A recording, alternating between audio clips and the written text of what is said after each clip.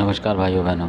आज का वीडियो ये भी किसी का कमेंट्स पे है और ये कमेंट्स इस तरीके से है कि लोग जो कमेंट्स कर रहे थे वो ये पूछ रहे थे कि भगत बनाते समय क्या गलती रह जाती है, क्या होता है, क्या नहीं होता, इस तरीके से वो पूछना चाह रहे थे।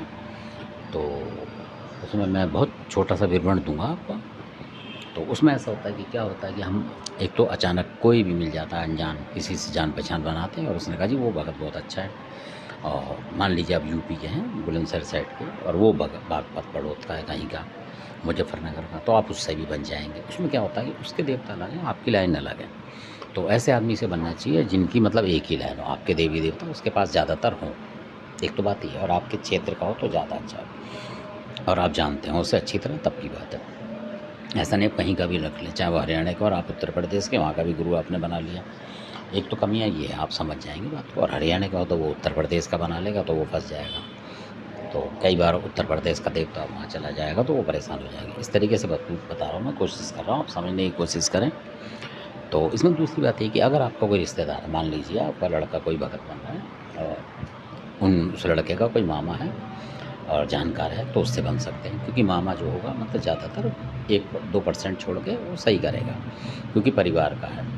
तो लड़के की माँ का क्योंकि भाई है तो ज़्यादा लिहाज करेगा और कम से कम उससे जितना आता होगा, ज़्यादा नहीं तो मतलब भगत तो बना ही जाएगा उसे वीडियो दे के, और नुकसान नहीं करेगा मतलब मेरे हिसाब से अभी तक। दूसरी बात ये कि अगर कोई चाचा ताऊ में है, आपके जानकार कोई हैं बैठे हैं बुजुर्ग, वो बना रहे हैं तो बहुत बढ़िया बात है। या उनका कोई लड़का भगत है, अच्छा है, नॉर्मल है, जो भक्ता ही करता है, घर में ही रहता है, मतलब इधर उधर जाके ज़्यादा लंजाड़े में नहीं रहता, मतलब बहुत सारी भीड़ इकट्ठी करता नहीं घूमता, तो वो समझ लो सही है। घरेलू लोग हैं वो ज़्यादातर सही होते हैं भगत बनाने में, और जो अकेले बनाते घूमते हैं वो गड़बड़ करते हैं। ये उन्हीं से ज़्यादा बीमारियाँ आजकल चल रही हैं मेरे हिसाब से, और आप भी सोचेंगे तो वाकई में यही बात है। तो जो रिलेटिव में है मतलब जानकार, चाहे ये मत सोचें कि आप कोई महान चाहिए आपको, क्योंकि महान ही आपको डुबा देता है। आप बिल्कुल नॉर्मल आदमी ले लें जिसको कुछ नहीं आता, पर वो आपको भगत बना सकता है। कहने का मतलब आपकी रिश्तेदारी में तो बीड़ा दे देगा, वो बन जाएगा। और पहले लोग क्या करते थे कि कोई घर में जानकार नहीं होता था, एक प्रेम गुरु बन जाया करता था, और घर के जो पिताजी होते थे वो लौंग दे देते थे, मतलब बीड़ा। और कई बार अगर पिताजी भी नहीं होते तो वो माँ दे देती थी पहले। और देवता दूसरा बना देता था जो प्रेम गुरु बन के वो बन जाता था। वो इस चक्कर में नहीं रहता था कि मैं भगत बनूंगा जी और ये करूँगा वो करूँगा, मेरा मान सम्मान, वो मतलब नहीं। वो कहता भाई अपने माँ बाप से ले लो बीड़ा, बाकी मैं कर दूंगा तुम्हारा, प्रेम गुरु के हिसाब से।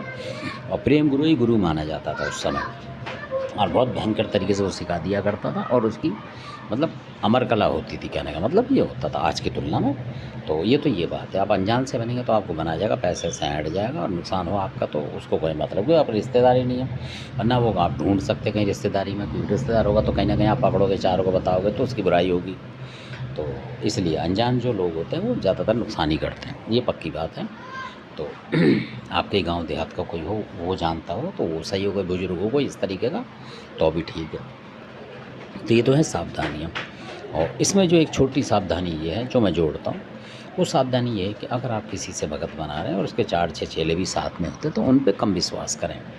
मैंने कई घरों में ये देखा कि अगर कोई भगत बना रहा है और कोई जानकार भी बैठा हुआ है और वो बोल रहा है कि ये गलत चीज़ खेल रही है, तो मानते नहीं है घर वाले भी।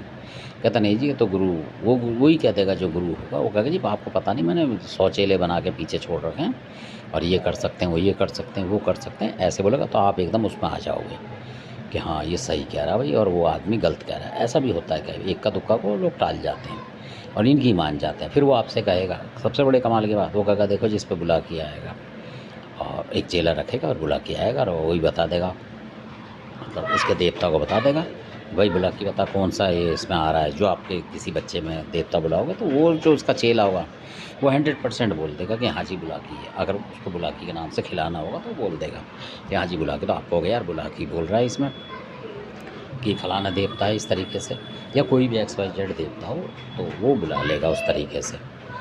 मान लीजिए आपने हैदराबादी कालका बुलाई और आप कहोगे जी हैदराबादी कालका नहीं है, तो वो क्या करेगा, वो कहेगा जी अभी मैं दूसरे भगत को बुलाता हूँ, तो दूसरे वाला जो उसका चेला होगा उसको बुलाएगा, बोलेगा बुला भाई कुछ चीज़, वो बुलाएगा किसी भी देवता को। और वो जो भी देवता हो, चाहे वो बुलाकी हो, चाहे सबल सिंह हो, कोई भी हो, जब उससे पूछेगा कि क्या है तो वो बोल देगा कि हाँ ये मथिया माता या हैदराबाद, जो वो भगत चाह रहा होगा वो चीज़ बोलेगा उसका चेला। और आप फंस जाओगे कि भाई यार ये अगर गलत कर रहा है, कह रहा है, मतलब इसमें गलत लग रहा है हमें, तो इसका जो चेला उस पर भी देवता आ रहा है, और देवता ऐसी भूमिका बना के आएगा, मतलब उस तरीके से आपको लगेगा कि वाकई भाई ये भी बहुत तगड़ा जानकार है और देवता असली आ रहा है इसमें। तो आप फंस जाओगे और पूछ जाओगे आप उल्टी सुल्टी चीज़। तो इसलिए क्योंकि किसी की हिम्मत नहीं होती इनको टोकने की, क्योंकि 4-6 लोग होते हैं और कोई इक्का दुक्का आ गया तो आपका परिवार ही उस पर विश्वास नहीं करेगा। तो इसलिए अगर उस पे देवता आ रहा है तो कोई जानकार हो ऐसा होना चाहिए जो ताड़ सके उसे और उसको पकड़ सके। और अगर उसने दिखा दिया आपको कि हाँ जी ये चीज़ वो चीज़ नहीं है, और रोग बना के दिखा दिया उसने कि हाँ ये रोग है, ये वो देवी नहीं है, चाहे खादराबाद की चाहे नथिया या कोई, तो फिर आप उस भगत को हाथ जोड़ दें कि भाई साहब आप जाओ और किसी और को पकड़ेंगे हम बनने के लिए। उसमें कोई बुराई नहीं है क्योंकि बने ही नहीं आप, तो उसको छोड़ सकते हैं। तो ऐसे भी कर सकते हैं, उसमें ये लालच ना करें कि नहीं अगर हमने भगा दिया तो हमारा लड़का भगत कैसे होगा। लड़के को ये लालच कि मेरे गुरुजी को तुम निकाल रहे हो, तो वो गलत हो जाएगी कहानी।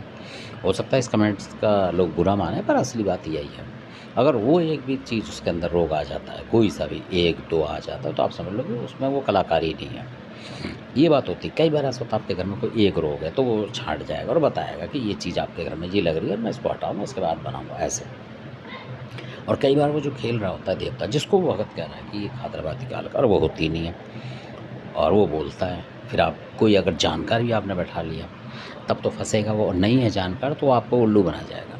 आप बोलोगे जी कैसे मान है, तो बोलेगा ले जी मैं अभी इसको बुला रहा हूँ, आपके घर में क्या बाबरी है, कि आप कहोगे हाँ जी, तो बाबरी बुलवा देगा अपने चेले से, इस तरीके से इशारा कर देगा बुला भाई बाबरी को, तो बाबरी आ जाएगा क्योंकि उसे पता मेरा गुरु बुला रहा है, तो इसकी मिथ्या नहीं करनी, तो वो मिथ्या नहीं करेगा। और आपको क्या पता कि वो जो बुला रहा है वो बाबरी है उसके अंदर या कुछ है, क्योंकि आपको बाबरी की भी छांट नहीं है। तो ऐसे ऐसे किस्से होते हैं और बहुत सारों को लोगों ने उल्लू बना दिया, कुछ कुछ करके कुछ कुछ पुजवा दिया, बुला की बता के कई मसान पुजवा दिए। और आप देखेंगे वो मसान ऐसे होते हैं कि देवता ही भाग जाता है उनके आगे से निकल के। ऐसी ऐसी चीज़ें भी हमने देखी हैं अपनी ज़िंदगी में, मतलब, और लोगों को भी दिखाई हैं, बहुत सारे लोगों ने देखी हैं। तो इस वजह से बता रहा हूँ जो जानकारी वो ये है। तो धन्यवाद, अपनी वीडियो देखा, अच्छे लगे सब्सक्राइब कर, शेयर कर, लाइक करें। धन्यवाद।